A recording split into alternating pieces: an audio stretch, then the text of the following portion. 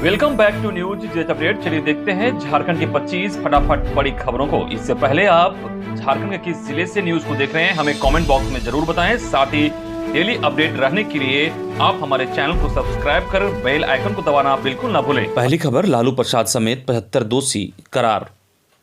चारा घोटाले से जुड़े डोरंडा कोषागार से 139.35 करोड़ की अवैध निकासी के आरोप में बिहार के पूर्व मुख्यमंत्री और राजद सुप्रीमो लालू प्रसाद दोषी करार दिए गए हैं।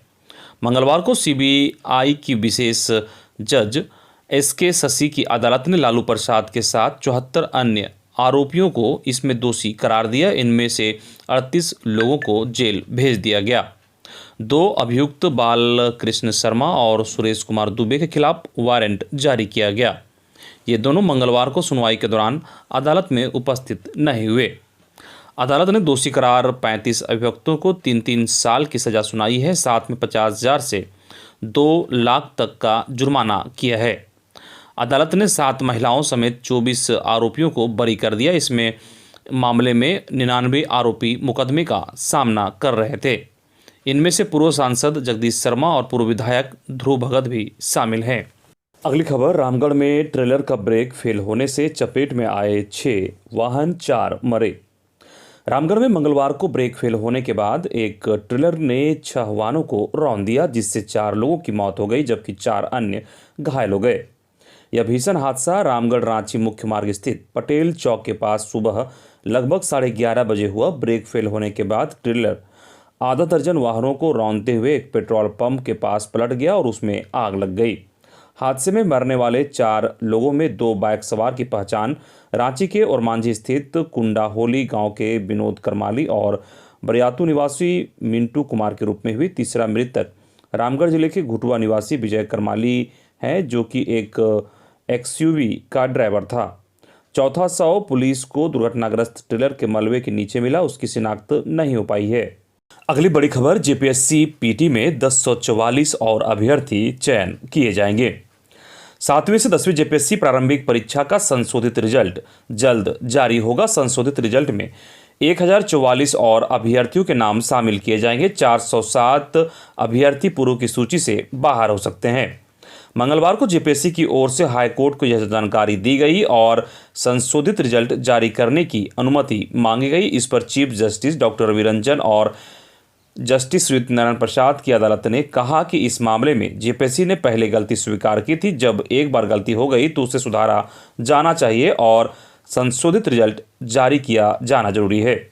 इसके लिए कोर्ट से अनुमति लेने की जरूरत नहीं है। अदालत ने जेपीएससी के शपथ पत्र को आधार मानते हुए संशोधित रिजल्ट को लेकर दायर सभी याचिकाएं निष्पादित कर दी। अगली खबर, वित्त रहित शिक्षा कर्मियों का अनुदान लटका। राज्य के वित्त रहित शिक्षण संस्थानों के करीब 10,000 शिक्षक व शिक्षकेतर कर्मियों को अनुदान नहीं मिल पा रहा है। इन्हें जनवरी महीने में ही वित्तीय वर्ष 2021-22 का अनुदान मिल जाना था, लेकिन अब तक राशि जारी नहीं हो सकी। स्कूली शिक्षा व साक्षरता विभाग के माध्यमिक शिक्षा निदेशक इसे जारी करते हैं, लेकिन शिक्षा विभाग में पिछले 1.5 महीने से माध्यमिक शिक्षा निदेशक का पद खाली है।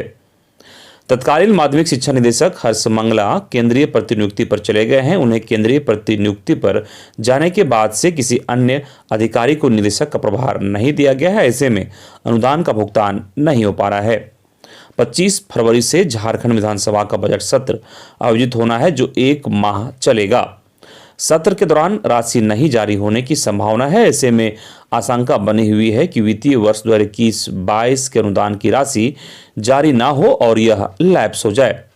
वित्तीय रहित शिक्षा संयुक्त संघर्ष मोर्चा लगातार शिक्षा विभाग से अनुदान भुगतान की अपील कर रहा है, लेकिन माध्यमिक शिक्षा निदेशक के नहीं रहने के कारण बताया जा रहा है। अगर अगले सप्ताह तक राशि जारी नहीं की गई तो यह लटक सकती है। अगली खबर, पुराने अभ्यर्थियों का आवेदन स्वीकार करे जेएसएससी। झारखंड हाईकोर्ट ने स्नातक सामान्य योग्यताधारी संयुक्त प्रतियोगिता परीक्षा 2021 के लिए वैसे सभी अभ्यर्थियों का आवेदन लेने का निर्देश दिया है जिन्होंने वर्ष 2015 और 2019 में निकाले गए विज्ञापन में आवेदन दिया था।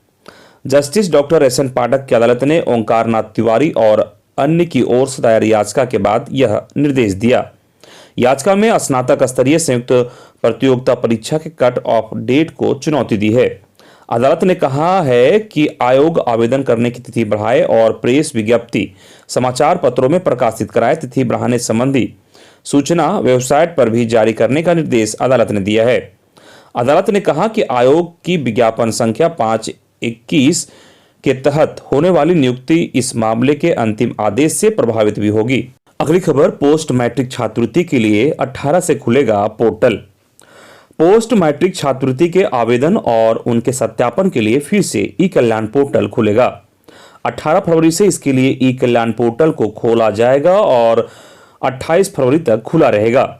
इस दौरान झारखंड या राज्य के बाहर मान्यता प्राप्त बीएड कॉलेजों में शैक्षणिक सत्र 2020-22 के लिए वर्ष 2021 में नामांकन लेने वाले छात्र छात्राओं के लिए शैक्षणिक सत्र 2020-21 के लिए आवेदन का अंतिम मौका दिया जाएगा।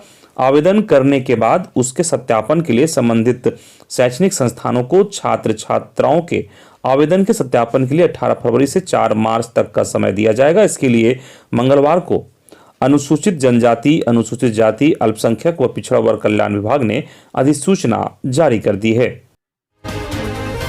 अगली खबर, सहायक अध्यापक नियमावली की संकल्प व अधिसूचना के बाद शिक्षकों में रोष, कई बिंदुओं पर जताया आपत्ति।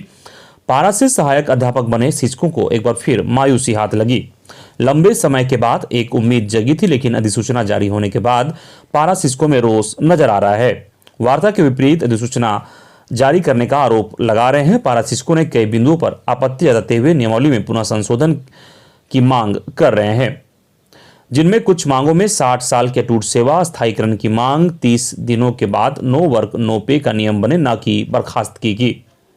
सीटेट पास पारा शिक्षकों को वार्ता के अनुसार लाभ मिले, साथ ही अनुकंपा लाभ में पारा हित को रखते हुए विभिन्न शर्तों का उल्लेखित हो, ना कि सभी अहर्ता रहने पर भी मृत पारा शिक्षकों के आश्रितों को लाभ मिले। वहीं ईपीएफ व सेवा पुस्तिका की मांगे भी शामिल हैं। अगली खबर, छात्र कर रहे ऑफलाइन परीक्षा का विरोध। कोरोना काल में आर्थिक तंगी झेल रहे लोगों को स्कूल से नोटिस और बच्चों को ग्रुप से रिमूव करने का सिलसिला फिर से शुरू हो गया है। इसे लेकर डीएवी नंदराज और डीएवी हेल स्कूल में हंगामे का दौर जारी है। वहीं डीएवी हेल में ऑफलाइन एग्जाम का विरोध भी किया जा रहा है। डीएवी हेल के विद्यार्थियों ने ऑफलाइन परीक्षा का विरोध करते हुए स्कूल परिसर में हंगामा किया। परीक्षार्थियों का कहना है कि सिलेबस कंप्लीट हुआ नहीं है और स्कूल प्रबंधन 28 फरवरी को ऑफलाइन एग्जाम लेना चाहती है, जिसका विरोध सभी छात्र कर रहे हैं और इसी के विरोध में छात्र स्कूल परिसर पहुंचकर जमकर हंगामा किया। दूसरी ओर कोरोना काल में आर्थिक तंगी झेल रहे लोगों को कुछ स्कूल की ओर से नोटिस भेजा गया है। रांची स्थित डीएवी नंदराज स्कूल के क्लास 10 सहित कई क्लास के बच्चों को फीस नहीं जमा होने के वजह से ग्रुप से रिमूव कर दिया गया है। अगली खबर, भाषा एवं स्थानीय नीति को लेकर आजसू पार्टी ने मंत्री, विधायकों और सांसदों से मांगा समर्थन। आजसू पार्टी के प्रतिनिधियों ने राज्य के सभी 81 विधानसभा क्षेत्र के विधायकों एवं 14 संसदीय क्षेत्र के सांसदों से मंगलवार को मुलाकात की। झारखंड सरकार द्वारा स्थानीयता नियोजन नीति एवं क्षेत्रीय भाषा को लेकर लिए गए हालिया निर्णय के बारे में अपनी बात रखी। साथ ही कहा कि सरकार के फैसलों से राज्य के आदिवासी मूलवासी में आक्रोश है, ऐसे में इस दिशा में सार्थक पहल हो। जनप्रतिनिधियों से भेंट के क्रम में पार्टी जनप्रतिनिधियों ने झारखंड अलग राज्य आंदोलन के उद्देश्य को सार्थक करने के संबंध में उनका मंतव्य जानने की भी कोशिश की। इस क्रम में आजसू पार्टी के प्रतिनिधियों ने कैबिनेट मंत्री जोभा मांझी, झारखंड कांके विधायक समरीलाल, सिमरिया विधायक किशुन कुमार दास, खिजरी विधायक राजेश कच्छप, बोरियो के विधायक लोबिन हेम्ब्रेम और दुमका के सांसद सुनील सोरेन से मुलाकात की। अगली खबर, मुख्य सचिव सुखदेव सिंह ने सभी विभागों के सचिवों व उपायुक्तों के साथ समीक्षा बैठक की, विकास कार्यों का जायजा लिया। वित्त वर्ष 2021-22 के बजटीय प्रावधान से अब तक कितनी राशि खर्च की गई, इसकी जानकारी उन्होंने ली और अधिकारियों को हर हाल में तेजी से राशि खर्च करने का निर्देश दिया। सीएस ने स्पष्ट कहा कि वित्त वर्ष समाप्ति पर है, ऐसे में विकास के काम में किसी भी तरह का कोताही बर्दाश्त नहीं की जाएगी। उन्होंने वैसे मामलों की भी जानकारी वीडियो कॉन्फ्रेंसिंग के जरिए ली जो विभाग व उपायुक्त स्तर पर जिलों में लंबित हैं। प्रोजेक्ट भवन सभागार से की गई समीक्षा में उन्होंने अधिकारियों को विकास के काम के लिए अधिक से अधिक योजनाएं स्वीकृत करने को कहा। अगली खबर, सभी सरकारी अस्पतालों में लगेगी प्री सर्वाइकल कैंसर की जांच मशीन, स्वास्थ्य मंत्री बन्ना गुप्ता। एनएचएम परिसर में मंगलवार को स्वास्थ्य मंत्री बन्ना गुप्ता की अध्यक्षता में कार्सिनोमा सर्विक्स से संबंधित विषय पर समीक्षा बैठक की गई। इस बैठक में राज्य के सभी जिलों के सिविल सर्जन, सरकारी स्त्री रोग विशेषज्ञ, सभी जिलों के अस्पताल प्रबंधक और उपाधीक्षकों को ऑनलाइन जोड़ा गया। इस दौरान स्वास्थ्य मंत्री बन्ना गुप्ता ने कहा कि सरकार ने बजट में 1,32,00,000 रुपये का प्रावधान किया है, जिससे राज्य के सभी जिला अस्पतालों में डिजिटल वीडियो कॉल स्कोप और कार्यो मशीन लगाई जाएंगी। उन्होंने सर्वाइकल कैंसर स्क्रीनिंग का दिए गए लक्ष्य के विरुद्ध बेहद खराब प्रदर्शन के लिए जमशेदपुर, रांची, चतरा और लातेहार के संबंधित पदाधिकारियों को बर्खास्त करने की चेतावनी दी। उन्होंने बताया कि सहियाओं के मानदेय को बढ़ाने के लिए बात की गई है। उन्होंने मातृत्व कोषांग प्रभारी डॉक्टर दीपावली को निर्देश दिया कि गर्भावस्था के समय और प्रसव के बाद आने वाली महिलाओं में भी अगर सर्वाइकल फ्री कैंसर के लक्षण है तो उनकी जांच कराई जाए। अगली खबर, मनरेगा में रोजगार की गारंटी है लेकिन मजदूरी की नहीं। मनरेगा के तहत गिद्धौर प्रखंड में मजदूरों को रोजगार तो मिल रहा है लेकिन मजदूरी नहीं। गिद्धौर प्रखंड में पिछले 80 दिनों से मनरेगा मजदूरों को उनकी मजदूरी नहीं मिली है। मजदूरों के लिए परिवार का भरण पोषण करना मुश्किल हो गया है, जिसके कारण मजदूरों का मनरेगा से मोह भंग हो रहा है। परिणाम स्वरूप मजदूरों की सक्रियता कम हो रही है। प्रखंड अंतर्गत कुल 1,850 योजनाएं संचालित हैं। इसमें प्रतिदिन औसतन 450 से 550 मजदूर काम करते हैं, जिन्हें 80 दिनों से मजदूरी भुगतान नहीं मिला है।